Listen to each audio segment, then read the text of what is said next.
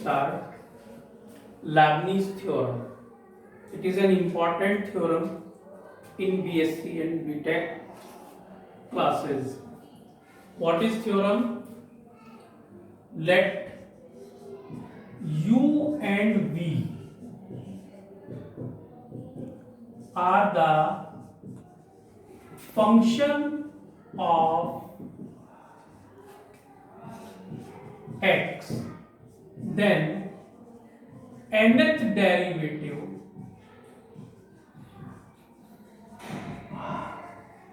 of product of u and v defined as, यानी यदि u और v x के फंक्शंस हैं तब u और v की प्रोडक्ट का nth डेरिवेटिव लेबनीज थ्योरम से डिफाइन करते हैं. Formula is nth derivative of u dot v is equal to nc0 nth derivative of u and v as it is plus nc1 n minus 1th derivative of u and dv plus nc2 n minus 2th derivative of u d2v plus and so on. मतलब अगर u और v की product का nth derivative हमें define करना है तब हम क्या करेंगे कि u का nth डेरिवेटिव फर्स्ट टर्म में और v को एज इट इज रखेंगे, फिर nc1 u का एक डेरिवेटिव कम करेंगे, v का एक डिफरेंशिएशन कर देंगे. इसी तरह से nc2 u का डेरिवेटिव n-2 टाइम्स और d2v, मतलब u का डेरिवेटिव कम करते जाना है और v का डेरिवेटिव बढ़ाते जाना है. तब rth term that is ncr n minus rth derivative of u and drv. In the same process, nth term is ncm derivative of u finish हो जाएगा and dnv. That is the Leibniz theorem up to n terms. Now we have a question on Leibniz theorem, that is if y is equal to sine inverse x, show that 1 minus x square yn plus 2 minus 2n plus 1 x yn plus 1 minus n square plus a square yn is equal to 0. For this we have y is equal to sine inverse x. That is, since we have y n plus 2th derivative, then we apply second derivative first. y1 differentiation of sine inverse x, root of 1 minus x square, multiply this,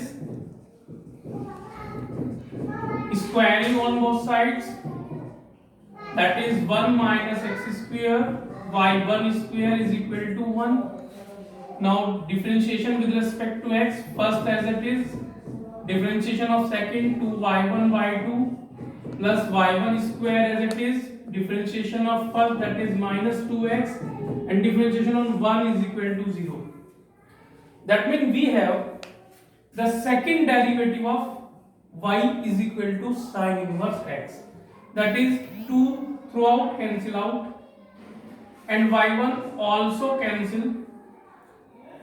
We have 1 minus x square y2 minus x y1 is equal to 0. This is the expression on which we apply Leibniz rule. That is, we want to define nth derivative of 1 minus x square y2 minus nth derivative of x and y1 is equal to 0. Now that is u and that is v, u and v, that is nc0 nth derivative of u, sorry, that is u and that is v, nth derivative of u that is yn plus 2, यानी y2 का nth derivative yn plus 2, v as it is plus nc1 n minus पर derivative, मतलब इसका एक derivative कम करेंगे, that is yn plus 1, यहाँ yn plus 2 है तो एक डेरिवेटिव कम करेंगे yn plus 1, इसका एक डेरिवेटिव कर देंगे minus 2x, next nc2 yn plus 1 का डेरिवेटिव एक कम करेंगे तो yn और minus 2x का minus 2, मतलब yn plus 2 से डेरिवेटिव शुरू करेंगे, y का एक एक डेरिवेटिव कम करते चले जाएंगे और 1 minus x स्क्वायर का एक डेरिवेटिव बढ़ाते चले जाएंगे, यहाँ पे एंड हो गया, यानी कि इसमें लैबनीज़ थ्योरम लग गई।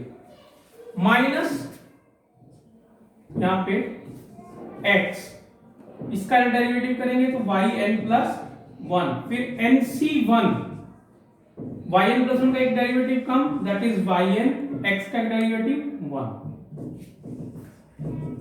इस एक्सप्रेशन में वी अप्लाई लैबनीज़ थ्योरम, ठीक है। Now nc0 that mean 1, coefficient रह गया 1 minus x square yn plus 2,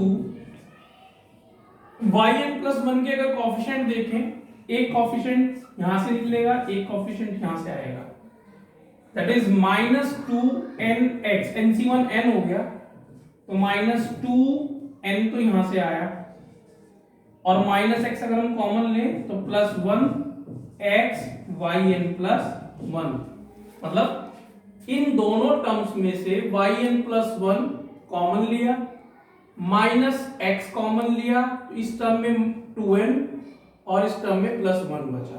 अब रहा yn, that is nc2 means n minus 1 upon factorial 2 minus 2 और yn का एक कोएफिशिएंट ये आ जाएगा nc1 minus a, एंड ये दोनों yn के साथ is equal to 0।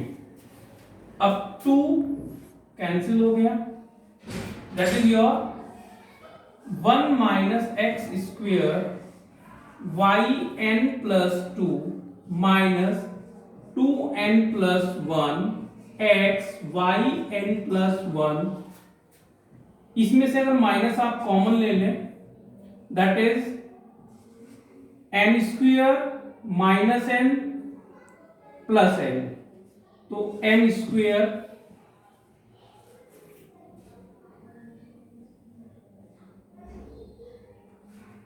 That is n square और ये बचा आपका माइनस n और ये आपका हो गया प्लस n, खत्म हो गया, तो n square yn is equal to 0।